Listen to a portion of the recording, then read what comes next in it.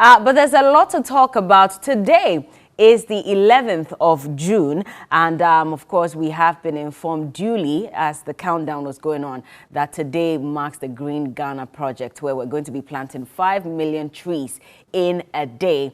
There have been some skeptical remarks concerning this day, especially because of failure to embark successfully on some projects similar to this in the past. I remember that sometime in 2019 or so, was it 2019? I think 2014 or so, one of them, 2019 October, is when the AMA also went ahead to announce that they were going to plant 100,000 trees. And for some reason, they were only able to plant about 2,500. And, you know, they talked about the challenges that came with planting these trees because they did not get the seedlings as expected. They were hoping to get some support from the EU and from private organizations across the country. But unfortunately, they were only able to plant 2,500 trees. And so there are a number of people who are asking that if we've embarked on similar projects in the past and we've not been successful, what is the guarantee that we're going to be able to plant 5 million trees in a day today? Well, we've been told that, you know, you can walk into any of the district offices and get a seedling and plant. You should try and plant a tree wherever you find yourself, in your home, you know, everywhere else that you can plant a tree. Make sure that you engage in it. But we're expecting the president to plant a seedling today, or plant a tree, more like it. We're expecting that other government officials and people at the top echelons in power will plant trees as well, from Otumfuo Osei Tutu, the second, to the Yana, His Majesty the Yana is also expected to plant trees as well. I hope that we can pull up, Daniel, if you're watching, we can pull up that video of the Lands and Natural Resources Minister who spoke on this particular issue and is saying that he expects that everybody comes on board, because if we do plant these trees, it doesn't only benefit government, it benefits everybody as well. But there have also been engineers who are asking questions that, you know, Ghana for the last couple of years, we've been focused on industrialization and, you know, ensuring that as many people have these really nice buildings and homes where they live in. We're trying to put up these nice high-rise buildings. And so if I buy a piece of land and my focus is to put up a nice building and it's filled with trees, what do? I won't have a choice than to cut down the trees. You know, so we do know that at least for everybody, you should have some level of greenery in your homes. Have we ensured that people who are putting up buildings have greenery in their houses? We should start from there as well and ensure that people adhere to some of these policies and some of these rules that are put out there. And so you ask yourself that question this morning. If you have built a home, you know, in recent times and you had to fell all the trees on the land, did you try to also introduce some greenery in your environment, just so that it can protect you? We all know the benefits of plants in our community. And then there's also the issue of mining and, you know, deforestation, logging, and the fact that when you cut down a tree, you must plant 2 more. Do we have people who are doing that? And do we have the officials who are ensuring that this actually happens? These are concerns that people have raised, especially the technocrats as well. And regular Ghanaians, everybody is asking that if we're not made sure that all these things have been put in place and we're not ensuring that people are adhering to it, what's the guarantee that we will be able to sustain the tree planting project? Because it's one thing planting in a day, but it's also another thing ensuring that we water these trees and protect them so they can also grow. But if you leave them and they die, then really this is all cost 90, which is one of the things that happened in the past. There were some trees that were planted along the Legon stretch, and they were watered for only 3 months, and then nothing happened and they all died. So what is the sustainability plan? Which are the questions that we're asking? Johnny has just joined me this morning, by the way. Good morning. Morning, Bella. How you doing? I I'm like good, the green not bad. that's going on. Yeah. And I've been working on an exclusive that we got sometime later yesterday on the Sputnik V vaccines. We'll talk about that. I'm interested in the tree planting thing and the sustainability questions that you're asking. So I'm picking information from on the ground that the youth in afforestation have been owed money for God knows how long. And for me, my key concern is that today we're starting a National Tree Planting Day. I know a gentleman called Danaya Osei Dakwa who had, you know, thought about the tree planting day, has been here for about 3 times to have an interview on a tree planting day proposition in 2018, 2019, and sometime in 2020 to talk about it. But the issues of sustainability, I'm not too sure if we have been able to avert our minds to those, particularly given the fact that the youth in afforestation, as was started by the good old Sir John, may he rest in peace, Yeah. had a certain ideology that we'll nest the seedlings, we'll find people who are interested in planting, we'll find young, enthusiastic, bold, and confident people who want to plant. We will train them on how to nurture the plants once we have dug the ground, and we will make sure that the trees grow to become useful to society. Now the youth are hungry. They have not been paid for whatever reason. I don't want to even talk about NAPCO and others. But I'm focused on the youth in afforestation. This morning we're going to plant trees. They are still working within the scheme. We will send them out to go and nurture the plants that we put out there, because they are in every single district in this country. Question, would they be as committed as they were many years ago to be able to want to plant the trees and not murmur and not talk about it? You cannot blow a trumpet on an empty stomach. And we started talking about this about a month ago. So pay the youth in afforestation guys, and this morning you'd have them clad in their green, go out with you and plant every tree. We may decide to ignore them temporarily and still go ahead and plant trees. The president will plant in the Flagstaff House or Jubilee House, Vice President will do, Chief Justice will do, everybody else will be aligned to do it. But we also need to understand that those are big men and big women who will not step out to go and nurture the tree every single day. They would need people to help. So maybe at the presidency, you get parks and gardens to do that. Maybe at the Supreme Court, you get somebody to do that because we have people who are paid to do it. How about those other trees that were planted on the streets, by the pavements, in the gardens? What happens to those of those trees? And for me, it's critical for me because Green Republic has made me understand that for the quality of air that we breathe, for other very, very important uses, we need to have the trees up and going. So my question this morning to Mr. John Alote of the Forestry Commission this morning, to Mr. Abu Jinapo, who is our Minister for Lands and Natural Resources, to all the ministers who are involved with this, to our Information Minister, Honorable Kojo Nkrumah, to the President of the Republic and to the Vice President, what's happening to the youth in afforestation? Because we need their expertise, we need their experience, we need their commitment, we need their competence, and we need their confidence to be up to level 100% to be able to plant the trees. Because if we plant the trees this morning and we don't nurture for it, it will be cost 90, it will die. I don't want it to die. I want the trees to survive and thrive. So they can protect us. So they can protect all of us. I mean, if I had a trees all along the road from 37 to TV3, you wouldn't have to worry about driving. You would want to walk because you have shade. I mean, we travel out there, we walk in the shade. So why can't we do so in our own country? I mean, it even takes cars off the road, takes pollution off us, and gives us fresh air to breathe. So why are we starving them?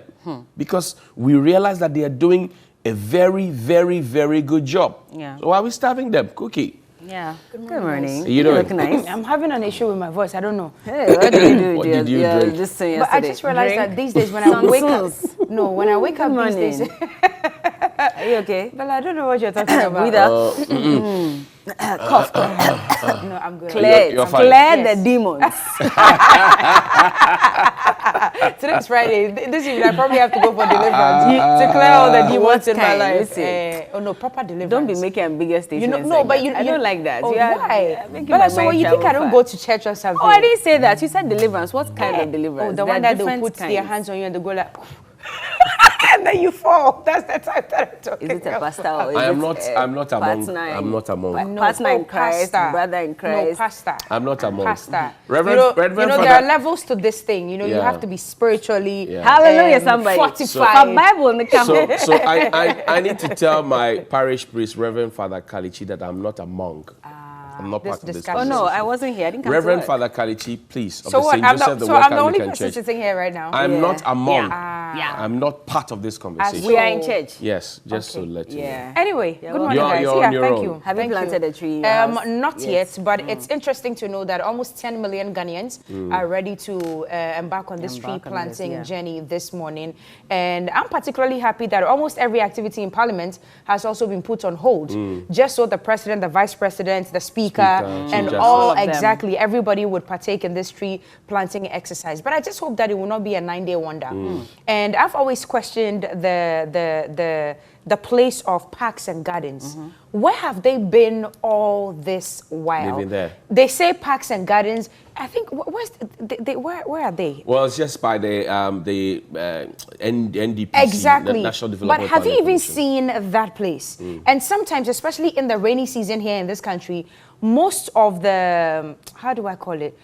It's not even decor, but the places ornamental. Exactly. Yeah. Sometimes they get so overgrown, and you ask, who is supposed to be pruning and who is supposed to be making sure that these things are working? And it's supposed to be the responsibility of parks and gardens. Well, we've sat down to a point where the country is getting so hot. Now, every place in this country, so we've cut everything down just to be able to build houses and all that.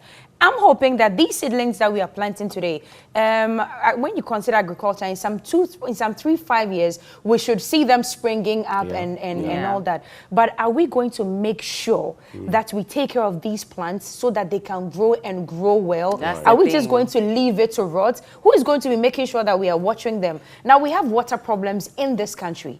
Human beings are not even getting water to drink, to bath, and to cook. We've seen issues, we've seen...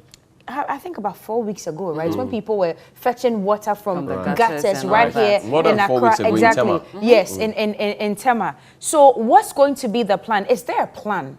Who is going to be? Yeah, I just hope there is. Are we going to have water tankers? A long time ago, I think I crossed paths with Nanaya Osei-Darkwa of the group. And I'll continue mentioning him because the very first time I heard of a national tree planting day, it was from him. And he's still been left out. On this set, yes. You talked about it here sometime so back. I interviewed him twice. I think Crystal interviewed him as well when she was on the show. So his idea was that let's have the tree planting day on the 1st of July. Let's have it in the rainy season. So that these concerns about who's going to water it at least for the first few months will be answered. And then we will have everybody own the tree. If I know I planted a tree in front of TV3, it's my job. That's my tree. That's my baby. And I know this works because when my church youth, the AYP of St. Joseph, had the 25th anniversary, Vice President Cohen Kensenaka, Reggie, Sami Hammond, Lesai, Charles Papo, all of them, they planted trees. Those trees, but you came to my church, you see the trees at the car park. Those trees were planted when the youth was 25. The youth is now 50, so we're planning on another project. So that was 25 years ago. Long time ago, 25 years ago. Now, the key concern for me is this. When somebody puts a policy together and a plan together, you don't travel along leaving the person behind. And I know Nana Osei-Darkwa because my past cross with him when I had gone to Tamale to MC the Mayor's Excellence Awards, and Mayor Superior, Musa Superior, good morning to you. And I saw them planting trees in Tamale, Sang or some community like that. So I went to join them to plant the trees there. Now, 6 months after, the trees had been so nurtured because every single student who planted the tree had taken responsibility for the tree, and the trees had grown. So, question we are asking here this morning is that who takes care of the tree the president plants? The vice president, the speaker of parliament, the chief justice, the chief director of the ministry. Who takes care of the trees they plant? Would they, for example, have a ritual of every morning, there's a watering can that they come to work every morning. It's right where they park and go so they can just water it briefly and go. It's a good initiative, but the implementation, the sustainability of it is for me, there's an industrialization drive. We're ensuring that we have all these really nice buildings. We're trying to clean up the city and the country and make it look better in terms of buildings. And there's a 2014 report by the Ghana Institute of Engineers where they indicated that, you know, concretization had taken about 70% or 80% or so at that time. And this was 2014. Now, there's a projection that is going to get to about 85 to 90% as of now. So people are cutting down trees and we're concretizing every aspect of our homes, you know, our streets and all of that. And so what is that policy? There is a policy that ensures that you should have greenery in your house. That's right. Have we ensured that people who buy lands and are building have a space for greenery? Because now you go to all these estate homes and stuff, and it's just very tiny spaces and that everywhere are left has been tiled for the gardens. You see that fashion where people tile their compound these days. No trees in the homes, nothing. You know what happens? You know what happens in Germany, for example. In Germany, you have a rain tax. So if I buy my plot of land, I decide not to leave any greens in my house, I pay taxes that will be given to Cookie or Bella, compensate them for leaving some portion of their home green. Right. Because what happens if you have concreted and tiled your place is that when the water hits it, it bounces off and goes to find your where neighbors. it can sit Yeah. in. In our particular case, and I gave up on this tree planting thing many, many years ago until I met Nana Osedakwa of the Republic. I saw on the high street, at Tamil's High Street now, it was just a high street, but at Tamil's High Street now, in front of the National Lotteries, the Cocoa Affairs Court, all the way to the High Court, Supreme Court area. There were giant trees there, many, many years ago. Sometime in 2000, 2001-ish, some very positive thinking person cut all the trees down and carved them into whatever it was. Those trees, there were trees there. Anybody who lived through that times, who was very regular around that time, I'm saying from the Independence Square Junction where the SEP's office is, all the way to the court, the Supreme Court area. There were trees on the pavement. Somebody came to cut the trees and carve whatever it was that they wanted to carve. And I was asking myself, why did we cut the trees? Because the trees were providing shade.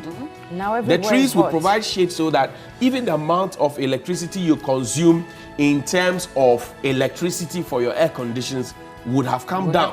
Exactly. Somebody cut the trees. Even the median, on our roads, it's filled with bush. I mean, really, you don't understand what's going on. That's There's nobody who's really really taking and it gets when overgrown. you travel out, I remember my first time when I went to China, it was many years ago, and I noticed that their roundabouts, their median, they have not just planted